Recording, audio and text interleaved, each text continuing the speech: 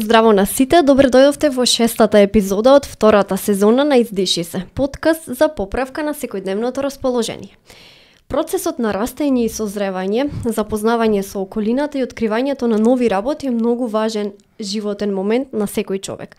Во тие моменти човекот почнува да ја сознава реалноста и почнува да се проучува себе си.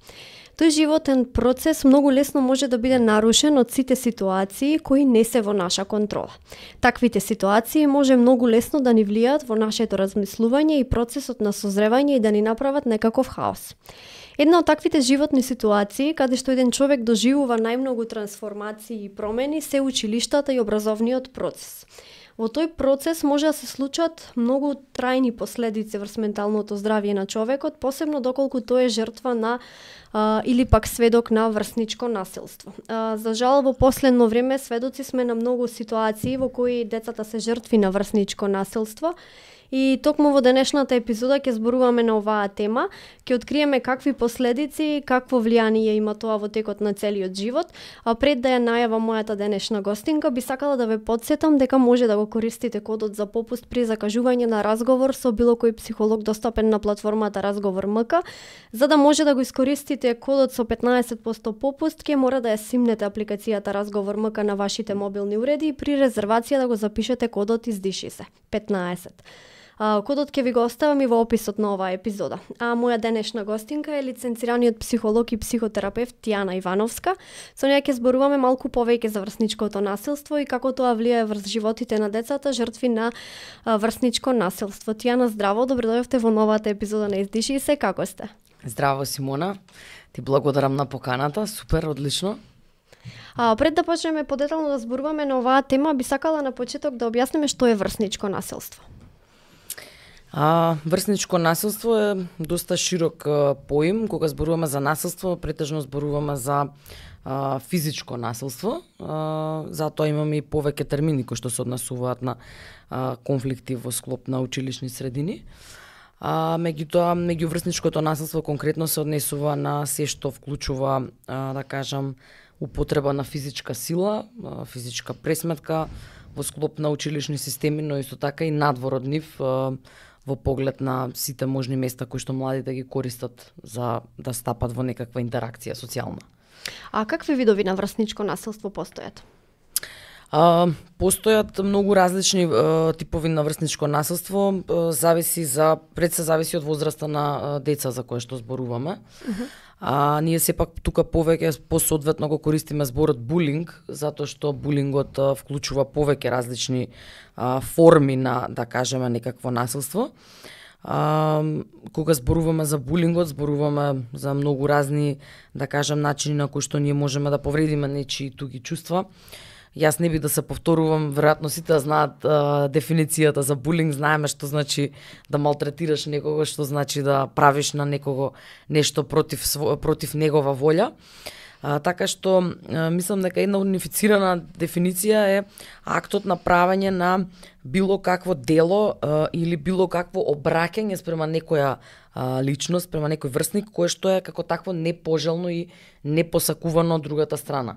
И се што тоа може да вклучува. Најчесто се разликува медиумот, дали се користи социјален медиум, дали интеракцијата се одвива во живо и така натака. Како да препознаеме дека одредено дете е жртва на булинг? Кои се првите знаци? За тоа многу пати сме полемизирале и сме дискутирале и често пати категоризираме. Ние како психолози стално тежнееме да ставаме во фиоки, ова се знаци, тоа се знаци. Ја генерално не верувам во некои унифицирани знаци, затоа што сметам дека секој дете е различен човек и треба да се пристапи различно, и баш поради тоа сметам дека најдобар начин да ние најдеме да ги најдеме жртвите на булинг е да постојано го обсервираме класот и да ги прашуваме учениците, значи да имаме една постојана отворена комуникација со нив, дали како родители, дали како стручна служба, дали како наставници, да ние искреираме една безбедна средина во која што учениците ќе можат отворено да ни се обратат и да разговараат со нас за проблемите што ги имаат.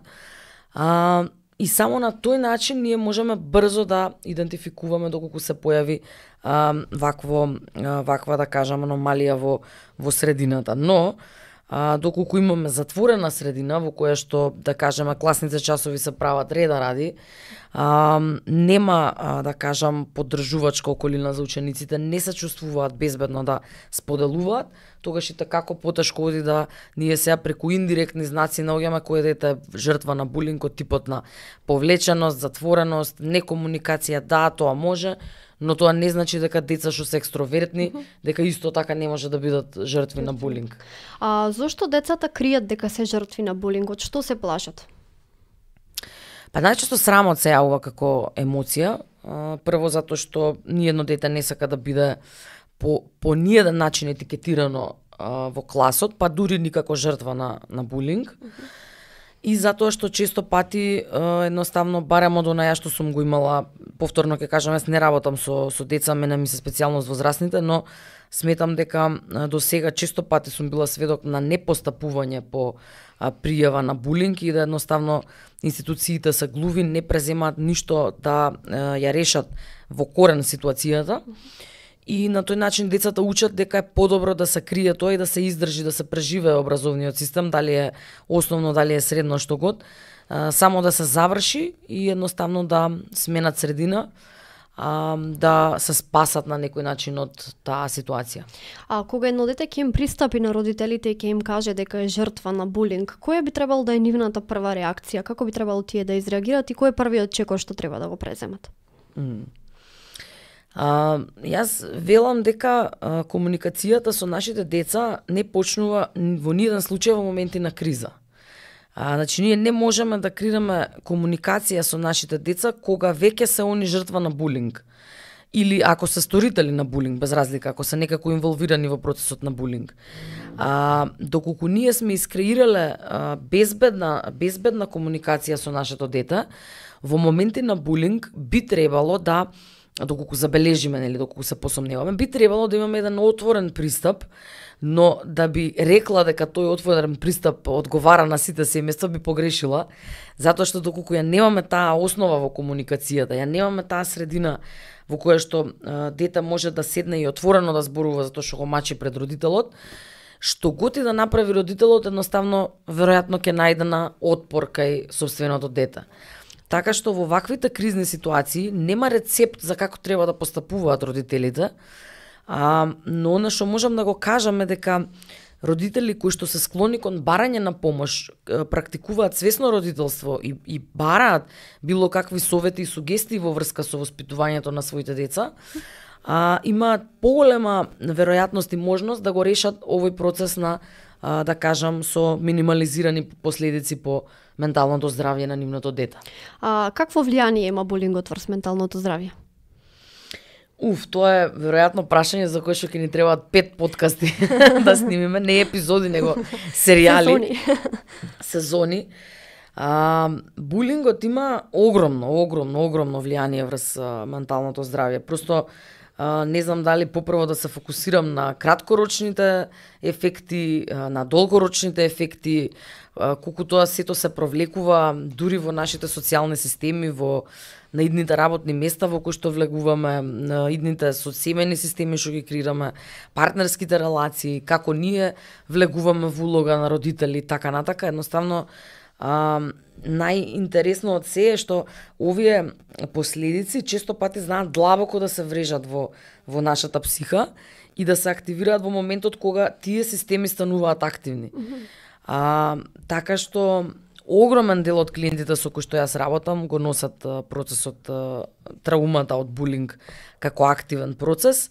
Најчесто забележуваат дека се активирал кога можеби, еве да кажеме, станале средношколци, доколку е за средношколски булинг, станале студенти, се обиделе да стапат во нови контакти, да направат нови познатства и така натака, се обиделе да се пројават, се појавила ниска самодоверба, се појавила една негативна слика за себе, пошто жртвата на булинг стандардно се прецепира себе како слаба личност.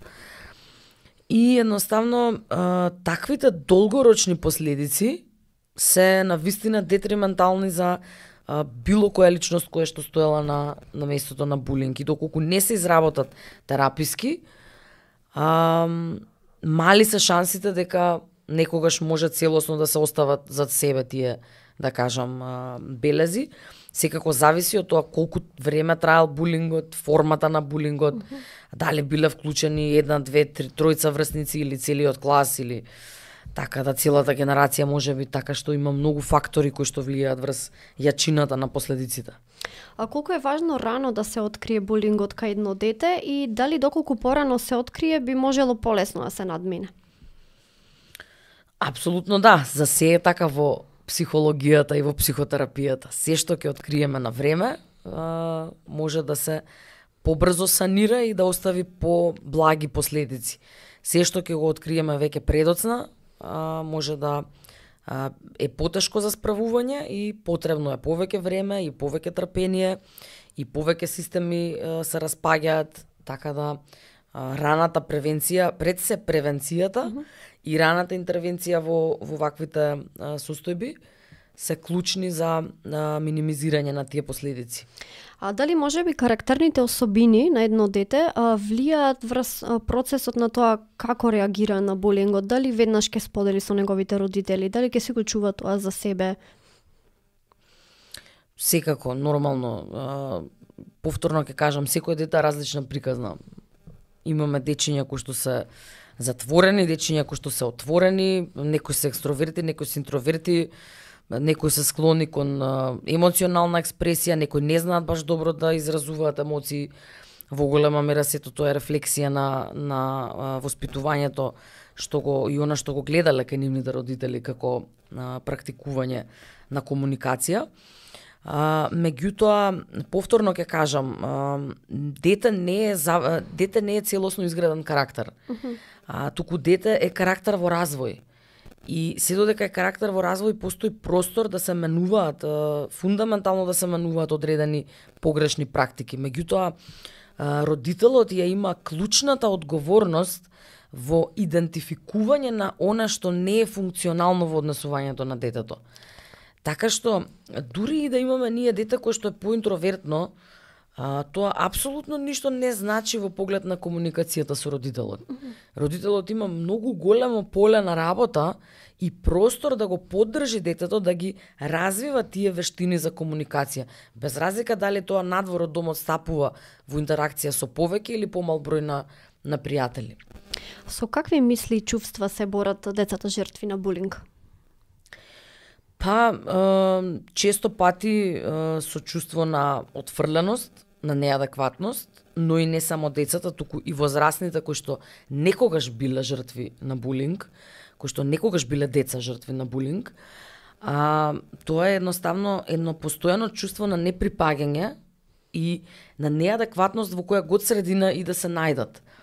И тука најчесто нешто на кое што јас работам, да кажам, со некогашните деца жртви на булинг, е токму тоа чувство на прифаќање, затоа што јас не можам да се прифатам себе ако целиот мој живот сум се наоѓал во средини во кои што не сум била прифатена. Така да, тоа чувство на неадекватност е многу силно и е многу критично, особено што во последниве 4 години, да кажам, растат едни ковид и пост-ковид генерации, кои што се навистина погодени од самата пандемија и од се што таа донесе како такво, со нарушени социјални вештини, веќе нарушени социјални вештини поради контекстот во кој што сме живееле и живееме. И тука булингот е едноставно навистина знае многу силни последици да остави, затоа што каде се веќе нарушени социјалните вештини, па уште и тоа кога ќе се појави на пример на социјални мрежи или во некаков да кажеме виртуелен простор, а детево нема капацитет некоја социјална интелигенција да се носи со тоа, тогаш знае да остави, да кажам, уште посилни трагови. Меѓутоа, генерално, тоа чувство на неприпадност, тоа чувство на неприфаќање, на неадекватност, на недоволност е многу силно, дури и кога имаме бурна реакција, тоа не значи дека внатре длабоко во себе не се чувствуваме на тој начин. Кој е првиот пристап на психолозите кон децата жртва на булинг? Повторно ќе кажам, јас активно не работам со деца и тоа веројатно би требало да ги прашаш моите колеги Стефан и Никола, затоа што они се инволвирани во работа со дечиња. Меѓутоа, сметам дека дури и таму, често пати од нашите наврзани конверзации сме забележувале дека тешко се откопува таа ситуација. Не кажуваат секогаш дека се жртви на булинг.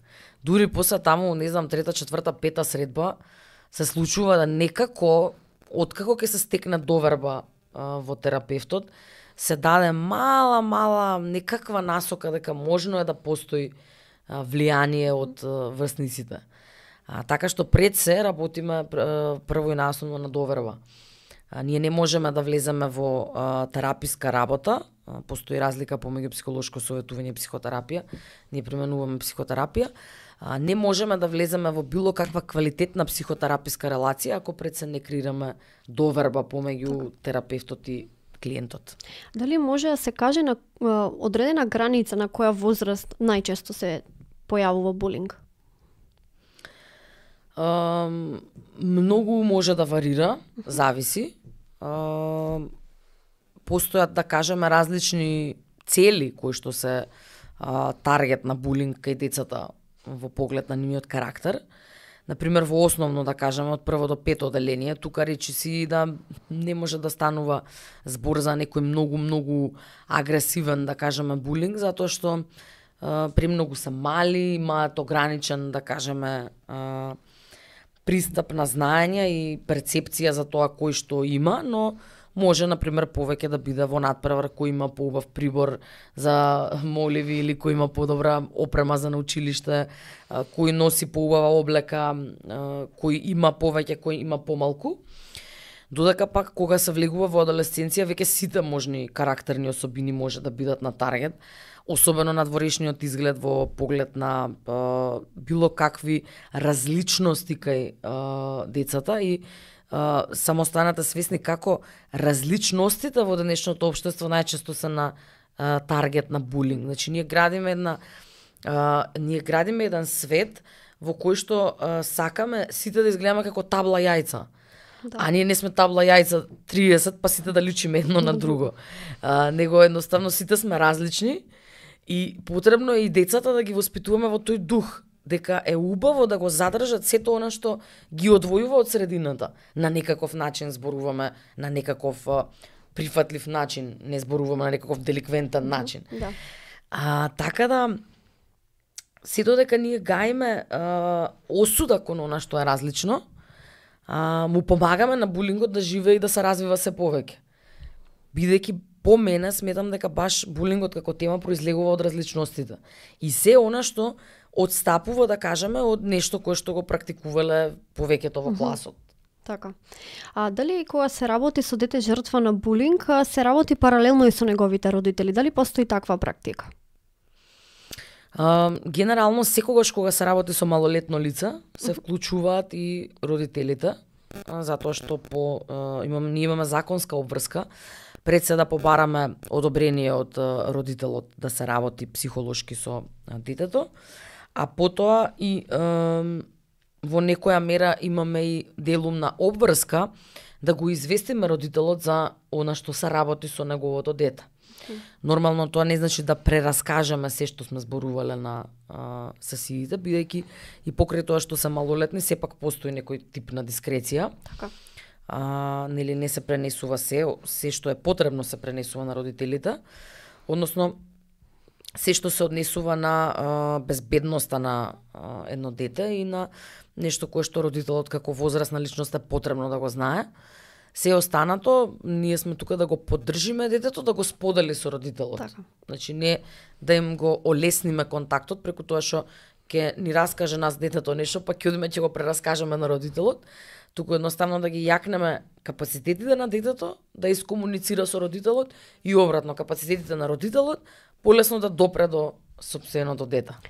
Тука би сакала да ги спомнеме и децата кои што се сведоци на булинг. Какво влијание има булингот врз тие деца? Деца сведоци на булинг ние вклучивме во еден проект кој што го работевме ланската година со општина Карпаш, во соработка со општина Карпаш. Може би нема да биде ова целосен одговор на твоето прашање, но мислам дека е интересно да се спомене, пошто беше слободно, многу интересен проект и многу интересен социјален експеримент на некој начин. Искреиравме проект кој што се викаше Антибулинг армија и токму децата сведоци, вклучително и децата случајни минувачи во класот, беа вклучени да бидат дел од таа антибулинг армија и беа обучувани како да интервенираат во случај на булинг. Проектот беше повеќе слоевит, беа вклучени и директорите на училиштата, и директорките, и наставниците, особено класните раководители, од кои што беше побарано да бидат во константна комуникација со офицерите на антибулинг армијата. Правевме и анкети со децата, беа вклучени ученици од 7 и 9 оделение, што беше баш една интересна критична возраст, бидејќи сепак е тоа делум на адолесценција. Така. Беа добиени навистина интересни резултати. Децата кои што учествуваа во анкетата, можеби 90% од нив беа сведоци на булинг, што значи навистина е често. Зборувам на поле на општина Карпош, затоа што работевме со сите основни училишта на општина Карпош, што беа 10 на број.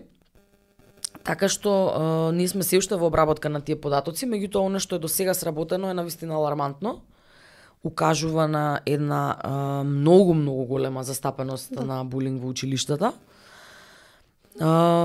Од тој проект ќе произлезат некои препораки. Јас искрено се надевам дека ќе влезе овој проект во некоја поконвенционална употреба, затоа што баш сведоците на булинг имаат многу силна моќ да влијаат врз она што се случува, или да го спречат, или да го потпомогнат. Како што, например, го гледавме она видео од едно средно училиште кое што излезе сега скоро во медиумите, каде што 3 девојчиња физички напаѓаат друго девојче. Што се случи? Моќте ја има случајните минувачи во наводници, сите оние кои што гледаа и ракоплескаа. Од сите тие само еден излезе и физички интервенираше во таа, да кажеме, физичка пресметка. Така што по мене децата сведоци и случајните минувачи имаат клучна улога во процесот на спречување на булингот. А со што се соочуваат децата кои го извршуваат булингот? Од другата страна, од тој аспект? Може да биде буквално се. Повторно ќе кажам, ја не сум љубител на категории. Сметам дека секое едно дете е приказна за себе и треба да се провери. Пред себе треба да си има отворен пристап кон него или кон неа. Најважно е да во процесот кога ќе се појави булинг и кога ќе се појави були, односно дете кое што прави булинг, да се земат сите можни аспекти во обзир. Семејната атмосфера, менталното здравје на детето, можеби ние го тоа објаснуваме како булинг, можеби се работи за детенце кое што е на некаков спектар, или пак можеби се работи за дете кое што има некакви потешкоти во учењето или во емоционалната експресија и така натака, можеби е тоа само еден што викаме cry for help на тоа дете, начин на кој што несвесно пробува да привлече внимание за да добие помош за сопствената состојба. Не е секогаш направено од деца кои што се, да кажеме, целосно функционални во поглед на менталното здравје.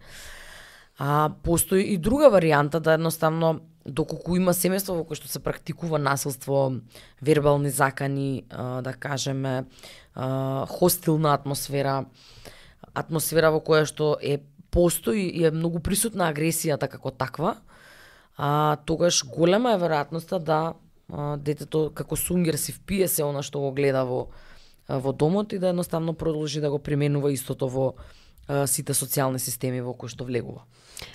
Што покажува праксата? Каков е односот помеѓу дете жртва на булинг и оно што го извршува булингот? Ако може да ми го повториш уште еднаш прашањето? Во однос на тоа, каков е односот меѓу нив кога се на училиште, кога се гледаат жртвата на булинг и оној што го извршува булингот? Нивниот заемен однос? Па јас не сум баш сигурна колку тие имаат однос. Повеќе тоа е сведено на ниво на закачање, нели? Тоа е сведено на ниво на вознемирување, на нешто кое што е моментален контакт, краткотраен контакт, непостојан, повремен, повторно зависи од ситуацијата, булинг може еднократно да се случи, не мора да е повторувачки. Константен, така да. Меѓутоа, ако се работи за повторувачки булинг, тогаш најчесто се случува на места на кои што тоа е невидливо, може да се сокрие, места на кои што напаѓачот може полесно да се камуфлира во таа улога на напаѓач и да едноставно не биде виден од предпоставените, од авторитетите во училиштето. Така што повторно јас тоа не би го опишала како некаква релација помеѓу жртва и напаѓач, туку е едноставно ситуационален контакт во кој што се влегува поради одредено задоволување на потреба на напаѓачот. Така, на било каква потреба, дали во тој момент или во зависност од тоа некое нешто што му се случувало. Би сакала и да позборуваме малку за сајбербулингот. Колку децата денес се свесни за сајбербулингот? Не знам колку се свесни, искрено. Мислам дека во голема мера се запознаени со она што се случува на социјалните мрежи, но не сум сигурна дека го етикетираат како булинг. Затоа што сметам дека овие поими и генерално грижата за менталното здравје кај нас се уште многу нова. Да. Ние сме држава која што се уште е навикната да го бара дискомфорот. Например, читав коментари за реакцијата на зошто студентите барале повеќе пари за појадок. Требало да се задоволат со она што им е дадено. Не треба да се задоволат. Не треба да се задоволат ни децата. Ние сме тука да растеме, ние сме тука да ја менуваме средината кон подобро. И потребно е да зборуваме за да може да едноставно имаме знаење и да сме подготвени за она што може да се случи. Конкретно во поглед на сајбер просторот, најголем дел од активностите што децата ги прават, дел од нив можеби се и забранети за малолетници. Така. Оние кои што се дозволени за малолетници, јас мислам дека делумно во најголем дел од полисите на барем игрите или социјалните мрежи, има некои одредени предупредувања што се однесуваат на вербално напаѓање, на она што го викаме токсик чет. Дури во некои игри можете и да репортнете некого доколку користи toxic language, доколку користи токсичен јазик или некакви директни навреди вербални кон вас. Но она што е на ниво на социјални медиуми е малку покритично, затоа што тука знаеме и да пишеме и некој коментар, да направиме и лажен профил, да закачаме некого без да знаеме кој не закача, така да тука е малку покритично. А дали истите ефекти ги има и сајбербулингот како и другите видови на булинг врз менталното здравје? Па јас мислам дека сајбербулингот можда и поголеми ефекти има, затоа што на социјални мрежи сметај дека буквално она што ќе се напише може цел свет да го прочита. Тоа е многу е изложувањето е преголемо. Кога некој ме закача мене во училница од 30 деца, веројатно само 30 деца го гледаат тоа или не го гледаат, знаат за тоа. Но кога некој ме закача мене на социјална мрежа, каде што може да имам 2000 пријатели, сите може тоа да го видат и да го прераскажуваат. Така. Дури кога не е на мојот профил, ние имаме искуство со правење на лажни страници, правење на Facebook страници за да закачаме некого, правење на Instagram профили за да се исмејуваат некои деца, јавна соба, случајот јавна соба, например. Така да има многу начини како може нештата да ескалираат и да едно дете, а богаме ни возрасен или било кој индивидуа изгуби контрола врз она што се случува на социјалните мрежи. А колку е важно детектирањето на булингот од страна на наставниците? Дали се тие први можеби кои што треба да забележат дека нешто не е во ред? По мене е клучно тоа, затоа што децата проаѓаат голем дел од денот на училиште, веќе со новите програми бивањето на школа станува се поинтензивно и подолготрајно и токму поради тоа имаат увид во еден период во кој што родителите немаат увид, да е многу значаен за децата. Пред се затоа што тука може да ги истражат и нивните меѓусебни интеракции.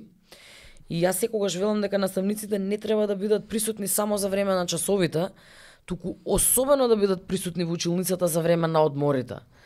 Затоа што се што се случува за време на одморите е голем индикатор на тоа како децата меѓусебно се однесуваат, каква е нивната социјална интеракција, кое дете е аутсайдер, кое дете е лидер во класот, дали тоа дете манипулира со мислењето на другите или не, дали има табори во класот кои што меѓусебно се кошкаат, се закачаат. Така што по мене одморот како таков е клучен, одморите помеѓу пауза или големиот одмор е клучен за да вие видите што се случува помеѓу децата и како се однесуваат едно со друго. Како да се зголеми самодовербата и мотивацијата кај децата кои биле жртви на булинг? Пред се преку прифаќање, преку процесот на прифаќање и тоа е еден, да кажам, долготраен процес кој што не може да се случи преку ноќ. Не е генерализиран, например, ние немаме хируршка постапка па да имаме етапи по кои што работиме. Тоа е многу комплексен процес и многу зависи од самото дете и кои механизми на функционирање кај него се зафатени, што е засегнато. Некогаш површни механизми се зафатени, па не остануваат големи последици. Некогаш многу подлабоко е тоа. Рачунете, некогаш децата ги закачаат и за работи поврзани со семејството. Да. Се упатуваат разни навреди во врска со семејството, се вадат информации поврзани со родителите за кои што детето не било известено или за приватниот живот на родителите, па тука може и таа релација да се наруши. Така да многу зависи што е зафатено, каков е случајот на булинг за кој што зборуваме. И од тука ние можеме да разгледаме што е најпотребно во дадениот момент за тоа дете. На што би требало ние како општество да поработиме за да се намали врсничкото насилство? Пред се на прифаќање на недостатоците и на проблемите, Така. затоа што ние сме едно прилично успано општество кое што тежне кон тоа да ги бутка проблемите под тепих и да се однесува дека не постојат. И тоа е плодна почва не само за булингот, туку за било кои ментални нарушувања и состојби и фрустрации пред се. Јас лично би трнала од таму, од поголема комуникација. Исто така сметам дека голема општествена аномалија е лошата комуникација. Ние најголем дел од проблемите и конфликтите суштински лежат во нашето недоразбирање и нашата неможност да се случаме да зборуваме. Така. Така да сметам дека преку работа на комуникација, преку нормализирање на тоа да не бидеш окей, да едноставно луѓето сватат дека е во ред да не си окей. Така, да. Дека не постои човек кој што 24/7 е добар. Така е. И тоа ја често пати им го кажувам на клиентите. Јас единственото нешто што ме разликува мене од вас е тоа што јас имам направено многу повеќе сесии од вас на себе. Така да тоа е клучното. Да едноставно сите се завртиме кон себе и видиме што тука недостасува. Така. Па само така можеме кога ќе го искоригираме она што е, да кажам, несоодветно во себе, да градиме здрави релации, здрави семејства Така. и да раснеме здрави дечиња. Ваши препораки за полесно надминување на булингот? Препораки за полесно надминување на булинг дефинитивно социјални контакти. Да градиме пријатели кои што ни се вистински пријатели, не кои што ни се преправаат дека не се пријатели. Затоа што социјалните поддршки се буквално амортизер на булингот. Булинг најчесто булингот е најсилен кај деца кои што се неприфатени генерално и кај деца кои што имаат помал број на пријатели, кои што во семејството се осудувани и така натака. Градење на силни, стабилни социјални системи буквално амортизира последици од булинг.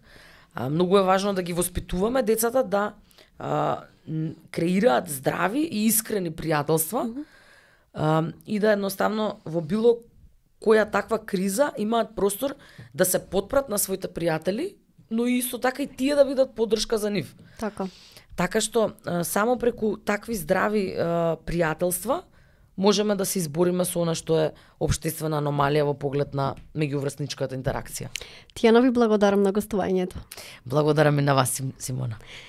За крај би додала само дека зголемувањето на нашата свест за чувствата и емоциите на луѓето околу нас би можеле да ни помогнат да го намалиме врсничкото насилство. Се разбира потребна и многу работа и посветеност и многу долги и длабоки разговори со децата кои ќе им останат за секогаш врежани во нивните глави и само така ќе можат да препознаат насилство и да кажат не на истото. Би сакала да ве потсетам дека може да го искористите кодот за попуст на разговор МК. Во описот ќе ви го ставам и кодот подетално. Не заборавајте дека не сте сами и секогаш можете да се потпрете на сигурно рамо, а тоа е она на психолозите. Тие ќе ве насочат како да се изборите со сите ваши животни ситуации.